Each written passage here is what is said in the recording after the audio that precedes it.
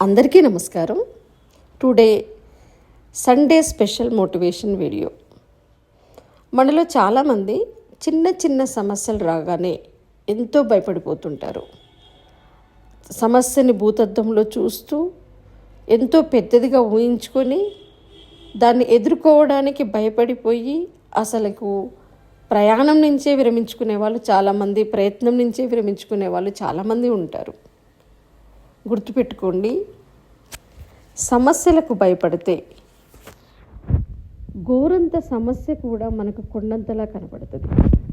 అదే సమస్యలను ఒక్కసారి ధిక్కరించి చూడండి. సమస్యలను ధిక్కరిస్తే కొండంత సమస్య కూడా మనకి గోరంతలా కనపడుతుంది. ఎప్పుడైతే మనం భయపడతామో సమస్యలను చూసి ఆటోమేటిక్గా మన ఆలోచనలు చచ్చుబడిపోతాయి. మనం విరమించుకుంటున్నాము, భయపడుతున్నాము అంటే దాని అర్థం ఏంటి? మన ఆలోచనలు చచ్చుబడిపోతాయి. ఇంకా ఆలోచించవు. ఆ సమస్య నుంచి బయటపడే ప్రయత్నం మనం చేయం. ఇంకా భయపడిపోతున్నాం.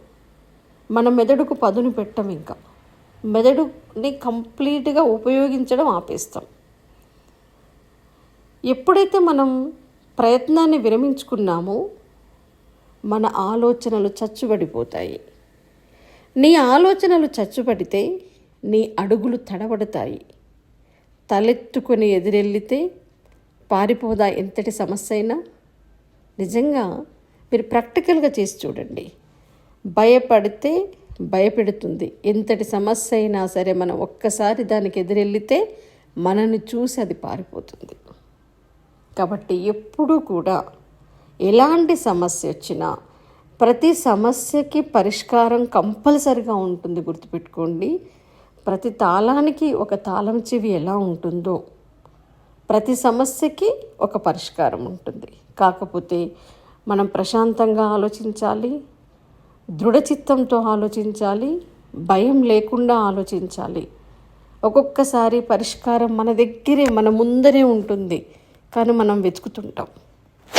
ఎప్పుడైతే మనం భయం ఉండదో మన మెదడు చురుకుగా పనిచేస్తుంది. అప్పుడు సమస్యకి పరిష్కారం అనేది చాలా తొందరగా మనం కనిపెడతాం. కాబట్టి సమస్యలను చూసి పారిపోకండి, వాటికి ఎదురెళ్ళండి.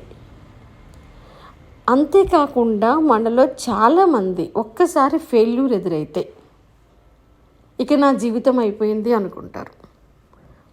ఒక్కసారి ఫెయిల్యూర్ అయిపోతే, లేదా 1-2 సార్లు ఫెయిల్యూర్ ఎదురైతే, లేదా 2-3 సార్లు ఎదురైతే ఇక నా జీవితం అయిపోయింది అనుకుంటారు. చాలామంది ఫెయిల్యూర్స్కి భయపడుతుంటారు, అపజయాలకు భయపడిపోతుంటారు. కొంతమంది ఏమో ప్రయత్నించి ఫెయిల్యూర్ అయిన తర్వాత భయపడతారు. కొంతమంది ఏమో ఫెయిల్యూర్ అవుతామేమో, మేము ఫెయిల్ అవుతామేమో అని ప్రయత్నం చేయడానికే భయపడతారు. గుర్తుపెట్టుకోండి, ఎప్పుడైనా సరే మనం ఫెయిల్ అయ్యాము అంటే, ఫర్ ఎగ్జాంపుల్ కింద పడ్డాము అనుకుందాం. కింద పడ్డవాళ్ళు ఎప్పుడూ కూడా గొప్పవాళ్ళే. ఎందుకంటే కింద పడ్డవారికే తెలుస్తుంది ఎందుకు పడ్డాం, మనం అసలు ఏం మిస్టేక్ చేస్తే మనం పడ్డాము అనేది. అలాగే ఎలా లేచి నిలబడాలో కూడా తెలుస్తుంది. అందుకే పడ్డవారు ఎవరు కూడా చెడ్డవారు కాదు. అంటే ఫెయిల్యూర్ అయిన వాళ్ళు ఎవరు కూడా చెడ్డవాళ్ళు కాదు. వాళ్ళ జీవితం అయిపోయినట్టు కాదు. అక్కడికి కింద పడ్డ వాళ్ళకి ఎందుకు పడ్డామో తెలుస్తుంది, మళ్ళీ ఎలా లేచి నిలబడాలో తెలుస్తుంది, అనుభవం వస్తుంది. అందుకే పడ్డవారు ఎవరు కూడా చెడ్డవారు కాదు. అయితే మనం ఫెయిల్యూర్ అయ్యాం అంటే కింద పడ్డాం. ఈ కింద పడటంలో ఒక్కొక్కసారి మన ప్రమేయం లేకుండానే జరుగుతుంది. మన ప్రమేయం లేకుండానే మనం పడిపోతాం. పడటంలో మన ప్రమేయం లేకపోవచ్చు, కానీ ఖచ్చితంగా లేచి నిలబడటం మాత్రం మన బాధ్యతే. ఈ విషయం గుర్తుపెట్టుకోండి. పడ్డాము అంటే దానికి ఎన్నో కారణాలు ఉండొచ్చు, మన ప్రమేయం లేకుండా కూడా జరగవచ్చు. కానీ పడ్డాము అంటే ఖచ్చితంగా లేచి నిలబడాలి, మళ్ళీ లేచి నిలబడాల్సినటువంటి బాధ్యత మనదే.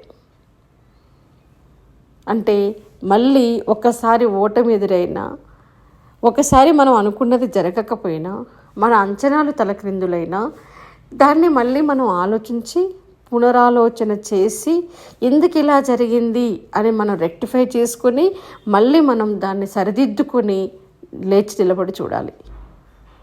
ఓకే, ఖచ్చితంగా అది మన చేతిలోనే ఉంటుంది. అంతేకాని పడ్డాను అనుకొని, ఓడిపోయాను అనుకొని, ఫెయిల్యూర్ అయ్యాను అనుకొని ఏడ్చుకుంటూ అక్కడే కూర్చుంటే ఇక మన జీవితం ఆగిపోయినట్టే.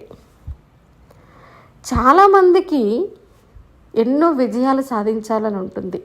ఇది చేయాలి, అది చేయాలి, అది సాధించాలి, ఇది సాధించాలి అని కలలు కంటుంటారు, పగటి కలలు కంటుంటారు, ఊహల్లో తేలిపోతుంటారు. గుర్తుపెట్టుకోండి, విజయం, ఒక సక్సెస్, ఒక సాధన, ఒక లక్ష్యం మనకు నెరవేరాలి అంటే, లక్ష్యం నెరవేరడము అంటే విజయాన్ని సాధించడం. విజయాన్ని సాధించాము అంటే విజయానికి మనం యజమానులము అయినట్టు లెక్క. విజయానికి మనం యజమాని కావాలి అంటే ముందుగా కష్టానికి మనం బానిస కావాలి. ఎంత కష్టపడితే మనం అంత త్వరగా విజయాన్ని అందుకుంటాం. అలాగే ఇతరుల మనస్సును మనం గెలవాలి అంటే ముందుగా మనలో ఉన్నటువంటి బలహీనతలను మనం గెలవాలి. మన బలహీనతల్ని వదిలించుకుంటేనే ఇతరులలో మనం ఒక ఆదర్శవంతంగా కనపడతాం, ఇతరుల మనసుల్ని మనం గెలుస్తాం. విజయానికి మనం ఈ విజయానికి మనం యజమాని కావాలి అంటే కష్టానికి మనం బానిస కావాలి. ఇతరుల మనస్సుని గెలవాలి అంటే ముందుగా మనలో ఉన్నటువంటి బలహీనతల్ని గెలవాలి. అప్పుడే మనం ఇతరుల మనస్సుని మనం గెలుస్తాం. మనం ప్రమేయం లేకుండానే గెలుస్తాం. అంటే మనలో ఎలాంటి బలహీనతలు లేకుండా చూసుకున్నట్లయితే, ఎలాంటి లోపాలు లేకుండా చూసుకున్నట్లయితే ఆటోమేటిక్గా అందరూ మనని మెచ్చుకుంటారు, అందరికీ మనం నచ్చుతాము. కాబట్టి ఈ విషయాలను గుర్తుపెట్టుకొని ఏ రోజుకు ఆ రోజు మనం ఎలా ఉండాలి అనేది మనల్ని మనం తీర్చిదిద్దుకుంటూ ముందుకు సాగుదాం. ఓకే, మరొక్క వీడియోతో నేను మీ ముందుకు వస్తాను. Thank you very much.